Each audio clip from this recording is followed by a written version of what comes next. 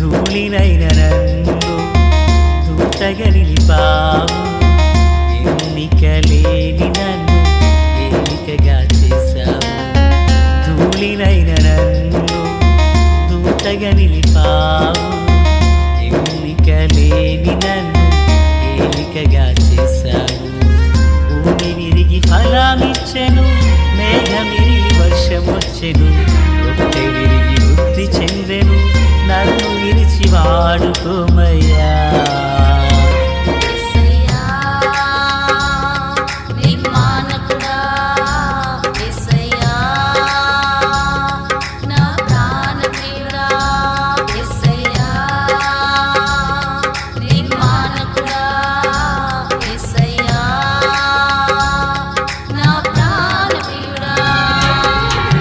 ధూళినైన నన్ను దూతగా నిలిపావు.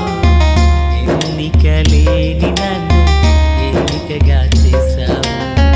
ధూళినైన నన్ను దూతగా నిలిపావు. ఎన్నికలేని నన్ను ఏలికగా చేశావు. ప్రభు అయినటువంటి యేసుక్రీస్తు వారి పరిశుద్ధమైన నామములో తండ్రి అయిన దేవాది దేవునికి నిత్యము స్తుతియు స్తోత్రములు, మహిమయు ఘనతయు ప్రభావములు యుగయుగములు ప్రభునకే చెల్లునుగాక. ఆత్మీయులారా, బాగున్నారు కదా? దేవుని మహాకృపను బట్టి మరొక పర్యాయం మనం ఇలాగని కలిసి దేవుని దైవవాక్యాన్ని ధ్యానించే కృపను మహాదేవుడు మనకు అనుగ్రహించున్నారు.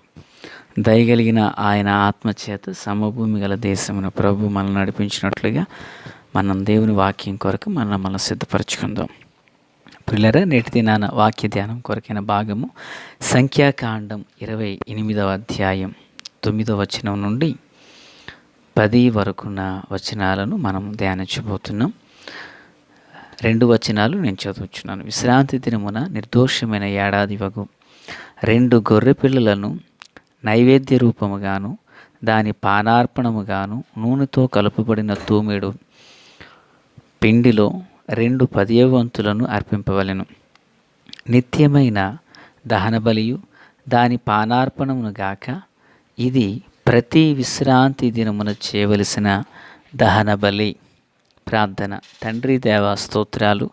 మీ జీవంతోనూ కృపతోనూ బలంతో నింపండి. ఈ వాక్యం చేత మాతో మాట్లాడండి. నన్ను మమ్మల్ని అందరినీ బలపరచండి. దివ్యమైన కృప మా అందరికీ తోడే వచ్చును గాక. మేలు చేత నడిపించమని యేసయ్య మహోన్నతమైన నామంలోనికి ప్రార్థించిన మనవులన్నీ పొందియున్నామని నమ్ముచున్నాము మా పరమ తండ్రి, ఆమేన్. ప్రియులారా, బాగున్నారు కదా? దేవుని మహాకృపను బట్టి మరొకసారి ఇలాగున మనం ప్రభువును స్తుతించే భాగ్యం దేవదేవుడు మనకు అనుగ్రహించినారు. ఈ 28వ అధ్యాయాన మరికొన్ని విషయాలు దేవుడు అర్పణములను గురించి మాట్లాడడం జరిగింది. 28:1 నుండి 8 వరకున్న ఈ వచనాలలో ఉదయం సాయంత్రం బలి అర్పణ అర్పించమని ప్రభు చెప్పారు. అయితే 9-10 వచనాల్లో విశ్రాంతి దినాన, అంటే పాత నిబంధన ప్రకారం విశ్రాంతి దినము అనగానే శనివారం. ఈ శనివారం దినాన ఆ ప్రత్యేకమైన దహన బలిని దేవుడు అర్పించమని కోరారు. ఏంటి దహన బలి అంటే, ఏడాది వగు 2 గొర్రె పిల్లలను నైవేద్యముగాను దాని పానార్పణముగాను నూనెతో కలపబడిన తూమిడి పిండిలో 2 10వ వంతులను అర్పించాలి అని ప్రభు చెప్పారు. నిజానికి విశ్రాంతి దినం అనేది ఇశ్రాయేలుకు చాలా ప్రాముఖ్యమైనది. మన ప్రభువైన దేవుడు ఆదిలోనే విశ్రాంతి దినమును ఆయన తప్పక పాటించమని ఆజ్ఞ ఇవ్వడం జరిగింది. దాన్ని పరిశుద్ధపరిచి దేవుడు దాన్ని ఆశీర్వదించారని కూడా చెప్పబడింది. అయితే ఆ దినాన ఎవరు కూడా విస్తారంగా నడవకూడదు. విశ్రాంతి దినాన్ని ఎవరు మన్నా కూర్చుకోవడానికి పాలెంలోకి వెళ్ళకూడదు. లేదా ప్రతి ఒక్కరూ విశ్రాంతి దినమును తప్పక దాన్ని పాటించాలని ప్రభువే ఒక శాసనాన్ని జారీ చేయడం జరిగింది. ఒక వ్యక్తి కట్టెలేరుకోవడానికి వెళితే ఆ వ్యక్తికి తగిన పనిష్మెంట్ కూడా చేయడం జరిగింది. మరి అలా ఉన్నప్పుడు దేవుడు విశ్రాంతి దినాన తప్పక ఈ బలిని అర్పించమని చెప్పారు. అంటే దేవుడు పక్షపాత? దేవుడు మాటిచ్చి తప్పిపోతాడా? అంటే దేవుడు తన వరుసలోకి వచ్చేటప్పుడేమో చేయమని చెప్తారు, మనుషుల వరుసలోకి వచ్చేసరికి చేయకూడదని చెప్తారా అనే కోణంతో వాక్యాన్ని ధ్యానించినప్పుడు ప్రేర నా యొక్క సొంత మిడిమిడి జ్ఞానం అది ఖచ్చితమైనది కాదు అని నిర్ధారణ చేయబడింది. ఒకసారి శ్రద్ధగా మాటలు విందాం. అయితే విశ్రాంతి దినము అనేటువంటిది దేవుడే ఏర్పరిచినటువంటి మంచి రోజు. అంటే విశ్రాంతి దినం ఒకటి మంచిది మిగిలి చెడ్డవని కదా దాని అర్థం. ప్రతి దినమును దేవుడే సిద్ధపరిచారు. ప్రతి దినము మనకు ఆశీర్వాదకరంగా ఉండాలని ప్రభు ఎంతో ఆశిస్తున్నారు. అయితే జరిగిన విషయం ఏంటి అంటే ఈ విశ్రాంతి దినాన నిర్దోషమైన ఏడాది 2 గొర్రెపిల్లలను నైవేద్యముగా పానార్పణముగా నూనెతో కలపబడిన తూడి పిండితో దాన్ని దహన బలి అర్పించమన్నారు. ఆత్మీయులారా, శ్రద్ధగా ఈ మాటను ధ్యానం చేద్దాం.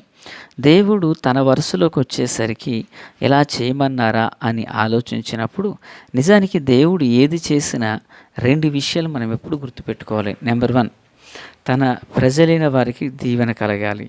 2, ఆ దీవెన సైతం అది దేవునికి మహిమ తెచ్చేదై ఉండాలి. మరలా ఈ మాట చెబుతున్నా, గుర్తుపెట్టుకుందాం.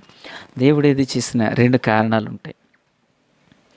మానవుల్ని ఏది చేయమని 2 కారణాలు ఉంటాయి. ఒకటి, ఆ కారణం అది ఏమనగా ఆ పని ద్వారా వారు దీవించబడాలి ఒకటి.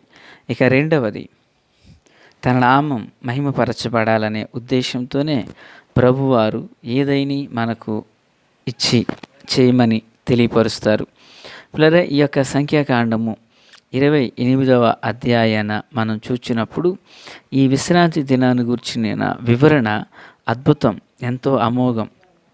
చూడండి, మత్తయి సువార్త 12వ అధ్యాయంలో కూడా ప్రభు అయినటువంటి యేసుక్రీస్తు వారు మాట్లాడుతూ దేవాది దేవుడు అనగా యేసే మాట్లాడుతూ అంటారు, ఇదిగో నేను మనుష్య కుమారుడు విశ్రాంతి దినమునకు ప్రభు అయి ఉన్నారు అంటారు.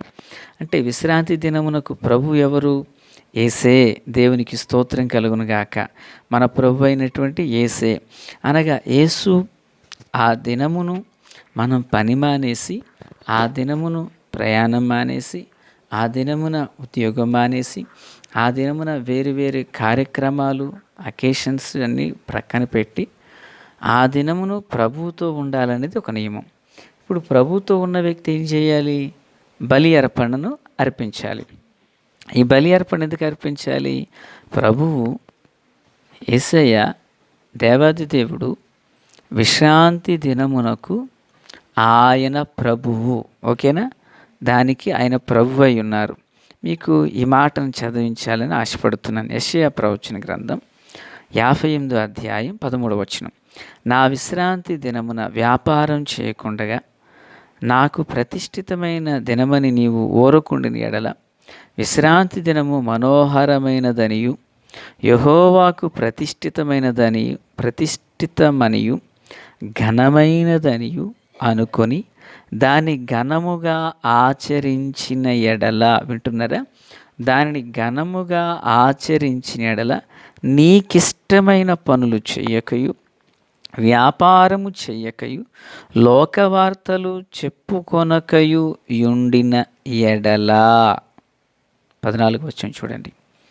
నీవు యెహోవా యందు ఆనందించెదవు, దేశం యొక్క ఉన్నత స్థలముల మీద నేను నిన్నెక్కించెదను, నీ తండ్రి అయిన యాకోబు స్వాస్థ్యమును నీవు అనుభవములో ఉంచెదను.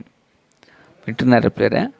అంటే విశ్రాంతి దినమును గనక దాన్ని అగౌరవంతో చూడకుండగా, లెక్కలేని విధానంలో చూడకుండగా దేవుని మనం ఆరాధిస్తేనట, దేవుని మనం గణపరిస్తేనట. అంటే దాని అర్థం ఏంటి? వ్యాపారం చేయకుండగా, మనకిష్టమైన పనులు చేయకుండగా, లోకవార్తలు చెప్పుకోకుండగా. మనకిష్టమైన పనులు చేయొద్దు, వ్యాపారం చేయొద్దు, లోకవార్తలు చెప్పుకోకుండగా, అది దేవునికి ఇష్టమైనదని ప్రతిష్ఠితమైనదని అనుకుని దాన్ని ఘనముగా ఎంచి ఘనముగా దాన్ని ఆచరించిన ఎడల దేవుడు 3 దీవెనలు ఈ భాగంలో చెప్తున్నారు. ఒకటి, నువ్వు దేవుని యందు ఆనందిస్తావు. 2 ఉన్నత స్థలముల మీద దేవుడు ఎక్కిస్తారట. ఇక 3 యాకోబు స్వాస్థ్యమును అనుభవిస్తావు అని చెప్తున్నారు. ప్లేరా ఎంత దీవెన విశ్రాంతి దినాన దాచబడిందో చూడండి. ఎంత ఆశీర్వాదం అందులో నిక్షిప్తమైందో చూడండి. కొన్ని దేశాలలో ఆదివారానికి అవకాశం ఉండదు. ఒక్కొక్క ప్రాంతంలో, కొన్ని ప్రాంతాల్లో మందిరం ఉన్న ఆ చుట్టుప్రక్కల ఉన్న బంధుత్వాన్ని బట్టి, కులకట్లను బట్టి, అక్కడున్న ఆచార సాంప్రదాయాలను బట్టి మందిరానికి వెళ్ళడానికి ఉండదు. కొన్ని చోట్ల కొందరైతే మందిరానికి వెళ్ళాలని ఆసక్తి ఉన్న వారి శరీరంలో బలం లేక, కాళ్ళు సహకరించక, మందిరం దూరాన్ని ఉండిపోయి నడవలేక, సరైన వాహనాలు లేక, తీసుకువెళ్ళేవారు లేక వాళ్ళు ఉండిపోతారు. ప్రియులారా, కొందరైతే మన ప్రాంతాల్లోనే భర్తలు ప్రభువుని నమ్ముకోక వారు కొన్ని కట్లలో కట్టబడిపోయి మందిరానికి వెళ్ళొద్దంటే ఎంతోమంది సోదరులు, ఎంతోమంది తల్లులు రహస్యంగానే ఇంట్లో ఉండి ప్రార్థన చేసుకుంటూ ఆ మైకులు వినపడే 2 మాటల కొరకు కనిపెడుతుంటారు. కానీ మరో కేటగిరీ చెప్తాను. ఆదివారం అయ్యి ఎరిగియు, రక్షణ పొందియు, మందిరంలో ఒక మంచి సభ్యత్వం కలిగి పిల్లరా మందిరాన్ని మానేసి తిరిగే వాళ్ళు ఎంతమంది లేరు? ఈరోజు దేవుడు మనకిచ్చిన ఆరోగ్యం, ఈరోజు దేవుడు మనకిచ్చిన ఆయుష్, ఈరోజు దేవుడు మనకిచ్చిన ఈ విశ్వాస జీవితం ఇవన్నీ దేవుని ద్వారా కలిగాయని దేవునితో గడపడం కంటే లోకముతో, లోక సంబంధమైన పనులతో అయ్యో రేపు పొద్దున ఏదో కట్టాలి, ఆ తర్వాత ఏదో చేయాలి, ఈరోజే పని ఉంటుంది, మళ్ళీ రేపు వారంలో పని ఉంటుంది అని చెప్పి ఆ మందిరానికి సున్నా చుట్టేసేవాళ్ళు ఎంతమంది లేరు? ప్లేరా అటు వారందరితో ప్రేమతో 2 చేతులు జోడించి మాట చెబుతున్నా, ఈరోజు దేవుడు మనకిచ్చారు, ఈరోజు మనం దేవుని ఆరాధించాలి. ఏమో రేపటి దినాన మనం ఎలా ఉంటామో తెలీదు. దేవుడు నాకు ఒక అవకాశం ఇచ్చినప్పుడు ఆ అవకాశంలో ప్రభుని ఆరాధించాలి. విశ్రాంతి దినము పాత నిబంధనలో శనివారం అయితే ఆదివారం పునరుత్థాన ఆరాధన దినముకి ఎంచబడింది. కనుక ఆదివారం మనం ఆరాధనకి వెళితే, దేవుని మనం ఆరాధిస్తే పాత నిబంధనలో చెప్పబడినట్లు ప్రతి విశ్రాంతి దినమున ఒక దహన బలిని అర్పించమంటున్నారు ప్రభు. ఆ దహన బలి వంటి స్తోత్ర బలిని మనం అర్పించినట్లయితే 3 దీవెనలు ఉన్నాయి. దేవుని యందు మనం ఆనందిస్తాం. దేశం యొక్క ఉన్నత స్థలాల మీద దేవుడు మనం లెక్కిస్తాడు. యాకోబు యొక్క స్వాస్థ్యము మనం అనుభవాలలో తెచ్చుకుంటామంట. కనుక పిల్లరా, ఈ దీవెనలు ఎవరు మిస్ చేసుకోవద్దు. దేవుని కృపకు మనలో మనం అప్పగించుకుందాం. ప్రార్థన. తండ్రి దేవా స్తోత్రాలు, దీవించండి అయ్యా. ఏ దినము విశ్రాంతి దినం అనగా పునరుత్థాన ఆరాధన దినం పోగొట్టుకునే స్థితిలో మేము ఉండక మీ కృపను కలిగి ఉండే భాగ్యం ఇవ్వండి. అయ్యేప్పటికీ మా ప్రియులు ఎంతోమంది ఆ పునరుత్థాన దినాన్ని ఆరాధన పోగొట్టుకోకుండా నమ్మకస్తులుగా జీవిస్తున్నారయ్యా. ఒకవేళ ఎప్పటికీ దాన్ని జయించిన తండ్రి దాని యొక్క నిబంధనల నుండి తొలగిపోయిన వారు ఎవరైనా ఉన్నట్లయితే అయ్యా వారిని మీ చేతులకు అప్పగిస్తున్నాం. వారు కూడా బలపడడానికి సహాయం చేయండి. వారు కూడా శక్తిని పొందడానికి సహాయం చేయండి. మీ మేలు చేత నింపండి. యేసు నామమున ఆమేన్. Praise the lord.